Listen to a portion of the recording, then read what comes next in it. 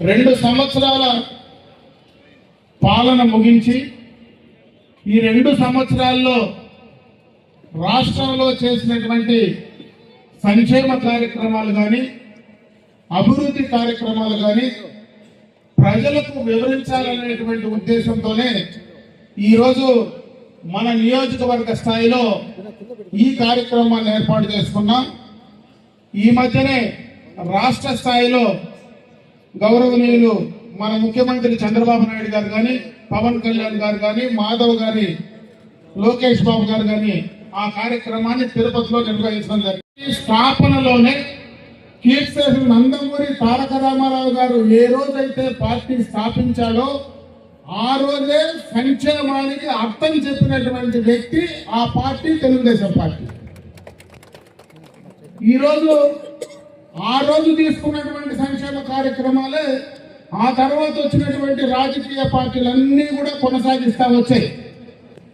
ఈరోజు 2024లో కూటమిగా ఏర్పడి కలిసి ప్రభుత్వాన్ని ఏర్పాటు చేసి ఈరోజు ఒక పక్క సంక్షేమం, ఒక పక్క అభివృద్ధి కార్యక్రమాలు 2 సమపాలలో చేయడమే కాకుండా గడచిన 5 ఏళ్లలో జరిగినటువంటి ఆర్థిక విధ్వంసం నుంచి బయటకు వచ్చి గడచిన 5 ఏళ్లలో భయభ్రాంతానికి గురి చేసినటువంటి రాష్ట్ర ప్రజలకు భరోసానిచ్చి గడచిన 5 సంవత్సరాల్లో రాష్ట్రానికి వచ్చినటువంటి పెట్టుబడిదారులు కానీ, పరిశ్రమలు కానీ భయపెట్టి బెదిరించి బయటకు తరిమేసినటువంటి సందర్భం నుంచి మళ్ళీ ఈ రాష్ట్రానికి ఒక నమ్మకాన్ని తీసుకొచ్చినటువంటి ఘనత ఈ కూటమి ప్రభుత్వానికి దక్కుతుందని చెప్పి ఈ సందర్భంగా కూడా మీకు మనవి చేసుకుంటే 5 ఏళ్లలో ఒక రకమైనటువంటి భయానకమైనటువంటి వాతావరణాన్ని మనం చూసాం.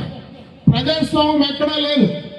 ఈ 2 సంవత్సరాల్లో ఈ మధ్యనే అప్పుడే కూడా మాట్లాడారు.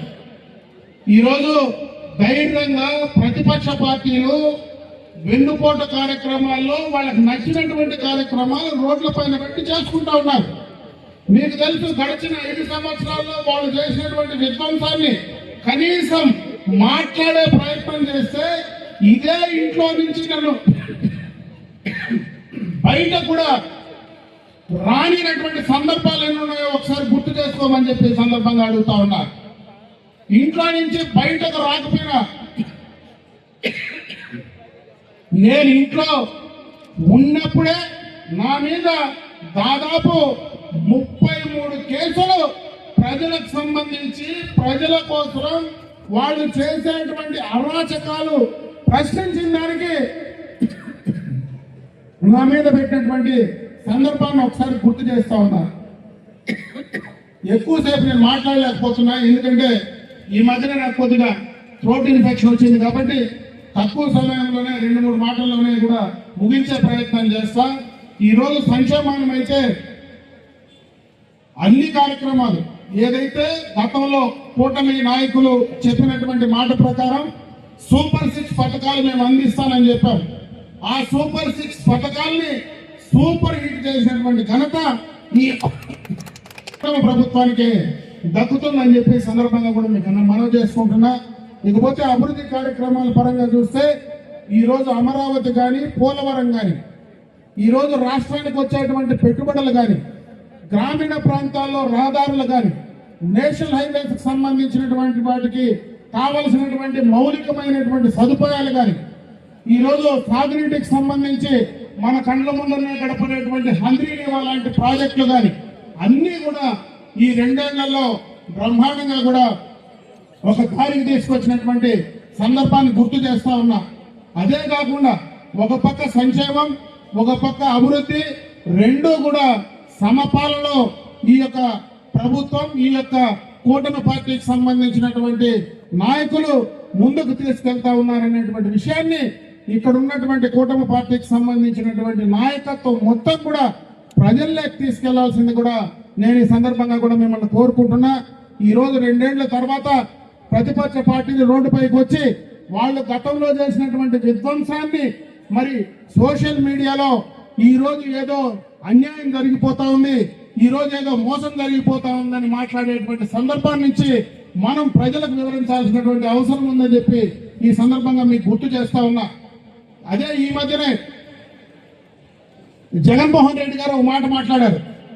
జాతీయ స్థాయిలో జనజీలు అంటే యువకులు జాతీయ స్థాయిలో ఒక కాక్రోచ్ పార్టీ అనేటువంటి పార్టీని స్థాపించడం జరిగింది. అంటే జనజీల యొక్క అంటే యువకుల యొక్క ఆలోచనలు వాళ్ళ ఆవేశానికి సంబంధించి ఆ పార్టీ అక్కడ స్థాపించి వాళ్ళు దానికి సోషల్ మీడియాలో వాళ్ళకు ఉండేటువంటి ఉద్దేశాలు బయట చెప్తా ఉంటే జగన్మోహన్ రెడ్డి మొన్న ఒక మాట మాట్లాడినాడు. ఆంధ్ర రాష్ట్రంలో ఈయన కాక్రోచ్ పార్టీ అంటారు. అంటే కాక్రోచ్ అంటే బొద్దింకలు. ఆంధ్ర రాష్ట్రానికి నిజంగా కూడా నేనే బొద్దింక అని చెప్పుకునేటువంటి వ్యక్తి ఈ జగన్మోహన్ రెడ్డి. దేశంలో ఏమో మాకు తెలియదు కానీ ఆంధ్ర రాష్ట్రంలో ఇటువంటి బొద్దింకలు కొట్టేదానికి మా దగ్గర హిట్ ఉంది అని చెప్పి ఈ సందర్భంగా కూడా తెలియజేసుకుంటున్నా. పర్మనెంట్ గా ఆ హిట్ నీకు కొడితే పర్మనెంట్ గా ఎనికి తిరిగి పనుకునే పరిస్థితి నీకు వస్తుంది జగన్మోహన్ రెడ్డి.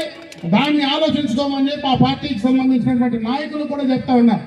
ఈ రోజు ప్రశాంతంగా ప్రజాస్వామ్యబద్ధంగా వ్యాపారస్తులు కానీ రైతులు కానీ సామాన్య ప్రజానీకం ధైర్యంగా వాళ్ళ కార్యక్రమాలు వాళ్ళు చేసుకునేటువంటి అవకాశం ఈ ప్రభుత్వంలో ఉంది.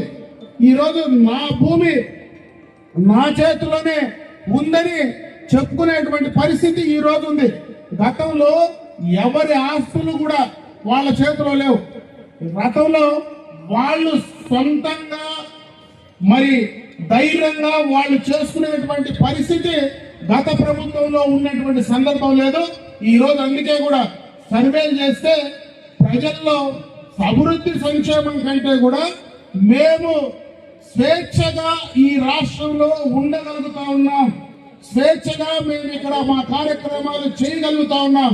అందుకే ఈ కూటమి ప్రభుత్వానికి మేము మద్దతు ఇస్తామని చెప్పి సామాన్యమైనటువంటి ప్రజలు చెప్పేటువంటి స్థాయి ఉంది. ఈ రోజు వైఎస్ఆర్ కాంగ్రెస్ పార్టీ నాయకులు కార్యకర్తలు మీరేదో రోడ్లపైకి వచ్చేస్తే సామాన్య ప్రజలు ఎవరు నమ్మేటువంటి పరిస్థితి లేదు. మనం చేసినటువంటి కార్యక్రమాలు మనం ప్రజలకు చెప్పాల్సినటువంటి అవసరం ఆ బాధ్యత మన పైన ఉంది. కాబట్టి ఈ రోజు ఈ కార్యక్రమం ద్వారా మనం ఏం చేస్తున్నామో ఏం చేయబోతా ఉన్నామో దాన్ని ప్రజలకు తీసుకెళ్దాం.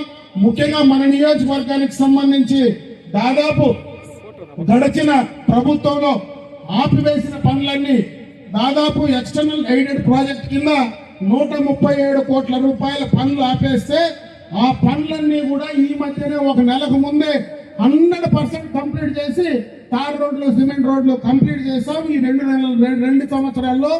అదే విధంగా ప్రభుత్వం నుంచి మనకు ఏదైతే ఎన్ఆర్ఈజీఎస్ కింద గ్రామాల్లో మొత్తం కూడా రోడ్లు కంప్లీట్ చేసాం. గత ప్రభుత్వంలో నిలిపేసినటువంటి అంగన్వాడీలు వాటన్నింటినీ కూడా కంప్లీట్ చేసే కార్యక్రమం చేశాం. హంద్రీ నీవా ద్వారా నీళ్లు ప్రతి చెరువుకి ఇచ్చేటువంటి కార్యక్రమాన్ని మొదలు పెట్టాం. రాబోయే కాలంలో 100% దాన్ని కూడా కంప్లీట్ చేసేటువంటి కార్యక్రమాన్ని మనం తీసుకోబోతా ఉన్నాం. ఈ రోజు రాష్ట్ర ఆర్థిక పరిస్థితిని బట్టి అంచెలంచెలుగా కూడా అన్ని అభివృద్ధి సంక్షేమ కార్యక్రమాలు ఈ ప్రభుత్వం కూటమి ప్రభుత్వం పరంగా చేయడానికి తప్పనిసరిగా మీ ప్రతినిధిగా నేను ఆ కార్యక్రమాలు చేసుకుంటూ అదే విధంగా వేదిక పైన ఉన్నటువంటి కూటమి పార్టీ నాయకులు మనమందరం కూడా ఒకే టీమ్ గా కలిసికట్టుగా, ఎందుకంటే ఈరోజు మనం అందరం కూడా ఒకే కుటుంబ సభ్యులు. తెలుగుదేశం పార్టీ కానీ జనసేన కానీ భారతీయ జనతా పార్టీ కానీ ముగ్గురు కలిసికట్టుగా ఒకే టీమ్ గా మనకు ముందుకు వెళ్తే మనకు రాబోయే 2029లో మనం అడ్డుకునే శక్తి ఈ భారతదేశంలో ఈ రాష్ట్రంలో ఎవరికి లేదని చెప్పి ఈ సందర్భంగా మరొకసారి వారికి కూడా తెలియజేసుకుంటూ ఆ కార్యక్రమంలో మనకు ముందుకు వెళ్దామని చెప్పి మరొకసారి మీ అందరి దృష్టికి తీసుకొస్తూ ఈ రోజు తక్కువ సమయం ఎక్కువ మాట్లాడలేకపోయినాను కానీ మళ్ళా సందర్భం వస్తుంది. ఖచ్చితంగా కూడా మరిన్ని విషయాలు ఆ రోజు మాట్లాడుకునేటువంటి ప్రయత్నం చేద్దామని చెప్పి మీ అందరికీ కూడా తెలియజేసుకుంటూ నాకు ఈ అవకాశం కల్పించినటువంటి కూటమి పార్టీ నాయకులందరికీ కూడా మనస్ఫూర్తిగా ధన్యవాదాలు తెలియజేసుకుంటూ సెలవు తీసుకుంటున్నా. జై హింద్.